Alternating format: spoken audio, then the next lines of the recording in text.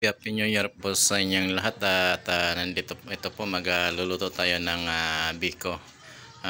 Lalagyan natin ng langka para masarap at mabango. Ayan, ligaya at ito ay niluto na natin yung kanin. Ngayong bigas na malagkit at simulan na po natin ang pagluluto. Ito lagay na po natin yung langka para maluto siya ng maayos. Ilagay na po natin siya. Ayan. At antayin po natin at kumulo yung langka. Ayan.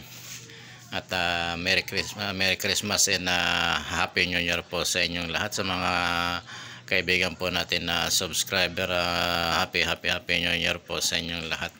Sa mga kaibigan po natin mga OFW, Happy New Year din po sa inyo, at ingat po kayo lagi sa inyong ginagawa sa araw-araw.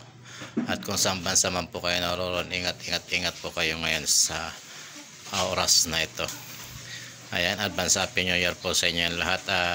December 30, it's holiday sa Pilipinas. Ingat po kayo. Ayan, ito nilagay na po natin yung asukal para matunaw at matunaw ng maayos. Ayan, luto na po yung gata natin at luto na rin yung ating langka na inilagay o yung sinahog natin sa ating biko.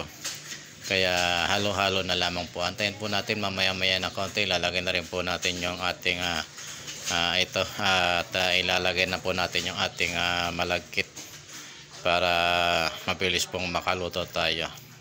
Sandali lang po to guys, at medyo mabilis lang pagluluto nito, at medyo mahirap nga lang yung paghahalo kasi alam niyo naman malagkit, kaya medyo mahirap talaga haluin.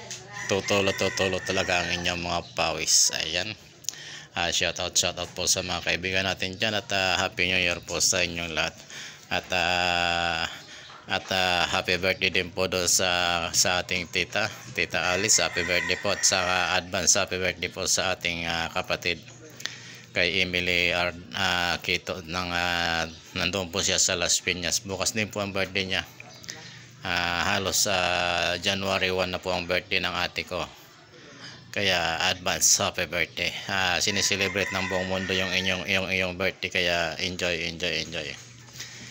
Talagang ganyan na medyo matanda na talaga, at ingat ka dyan sa ginagawa mo, at enjoy ka sa pagtatanim ng mga halaman. Ayan. At Merry Christmas at Happy New Year na din sa ating mga kapatid sa Bicol at dito sa Las Piñas. Happy New Year, at mag-iingat po tayong lahat. Sa aking mga kamag-anak dyan sa Makati, sa aking mga pinsan at mga pamangkin sa pinsan dyan sa Makati, Happy New Year po sa inyong lahat. At sa aking tito dyan sa Makati sa may Estrella, Happy New Year po, Tio Ben. Ayan. At tayo ngayon ay walang trabaho kasi holiday, at medyo mahaba-haba yung ating bakasyon. 4 na araw after vacation, tuloy-tuloy ratsada na naman po tayo sa ating trabaho hanggang sa makaabot po tayo ng panibagong December na naman. Kaya yan, ingat po tayo, at enjoy lamang po tayo sa ating holiday sa ngayon. At sana po sa darating na 2023 at medyo maganda na sana po yung mga darating na araw at oras sa atin, at sana medyo makaraos na tayo sa ating dinadaanan sa ngayon, yung mga dinadaanan natin sa ngayon sa buong mundo. Kaya ayan, ingat pa rin po tayo, at huwag kalilimutan yung safety first. Ayan, paglalabas po tayo, magsusot po tayo ng face mask. Huwag pong kalilimutan, at hindi pa tayo free sa ating dinadaanan sa oras na ito. Ayan, at mamaya po magbablog tayo doon sa mayroon kami ditong ginaganap na tuwing katapusan ng taon. Meron po ditong tinatawag na festival sa Alabang sa Muntinlupa. Ayan, ginaganap po yan sa loob ng sa huling araw ng taon, or tuwing huling araw ng Disyembre, sa loob ng 61 taong pag-celebrate ng Samahan Batya. 61 years na po siya existing. At tuwing katapusan po ng buwan ng December ginaganap po yan, 31st ng December ginaganap po yung parada. Pero ngayon 30 pa lang, parang magkakaroon daw ng parada, ewan ko kung anong pagbabago.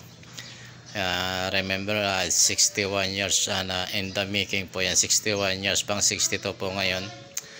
Medyo mababago yata yung kaunti yung sistema yan, kaya tingnan natin po mamaya at panoorin nyo po sa aking mga vlog.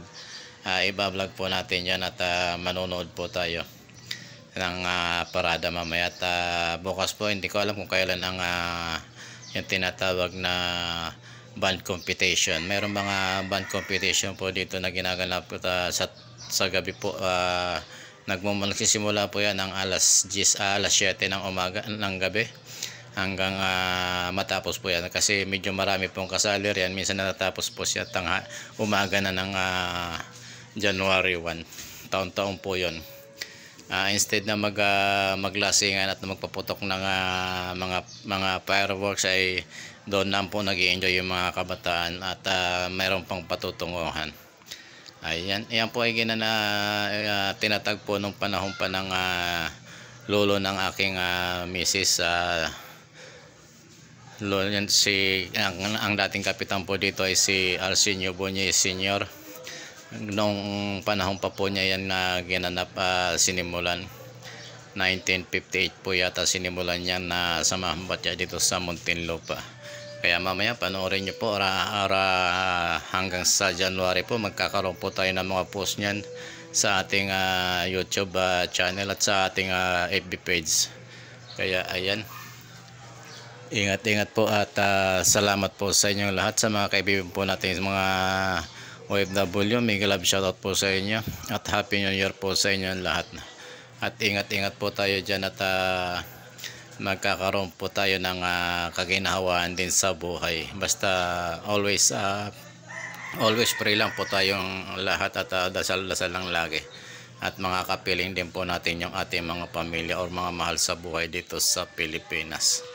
Ayan, habang tinatapos na natin yung ating ginagawang biko, ayan, nakalagay na po siya doon sa lalagyan. Tapos na po tayo magluto at matatapos na rin po yung ating ginagawa. Ayan, at inuulit ko po, Happy New Year po sa inyong lahat at pagpalain po tayo ng Panginoon. Ulit happy birthday po doon sa aming Tita Alice Benedito, sa aking kapatid po. Advance happy birthday po, Manay Mili. How old are you now? Siguro mga tansya ko more than 70 na yung aking kapatid dyan sa Las Piñas. Ingat po kayo at lagi po magdadasal at lagi po mag-iingat. God bless po, salamat po at ingat po. Happy New Year po sa inyong lahat. Happy New Year po.